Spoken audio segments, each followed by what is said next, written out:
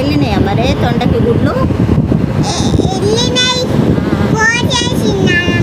కోసేసిందా?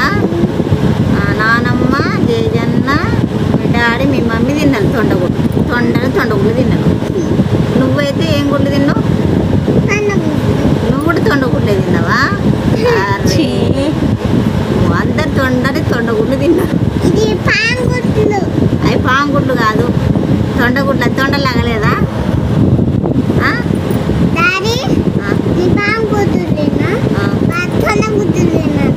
వాళ్ళు తొండగుడ్డు తిన్నారు. అమ్మాయి తొండలు తింటారు, ఇంకేం తింటారు? తొండలు, బల్లులు, సొరవెల్లులు అన్ని తింటారు. పందుకొక్కులు, ఎలకలు. బాగున్నదా? టేస్ట్ ఉన్నదా మరి? టేస్ట్ ఉన్నదా? టేస్ట్ లేకుండా తినేసిండ్రా? టేస్ట్ లేకుండా ఎట్లా తింటారు మీరు?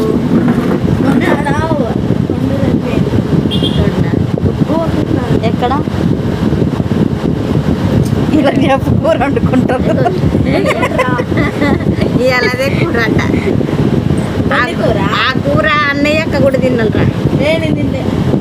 తినలేదా? ఉడుకున తినలేదా? ఏం తిన్నావు మరి? కాకరకాయ ఫ్రై చేసుకుని బన్నక్క తింటుంది.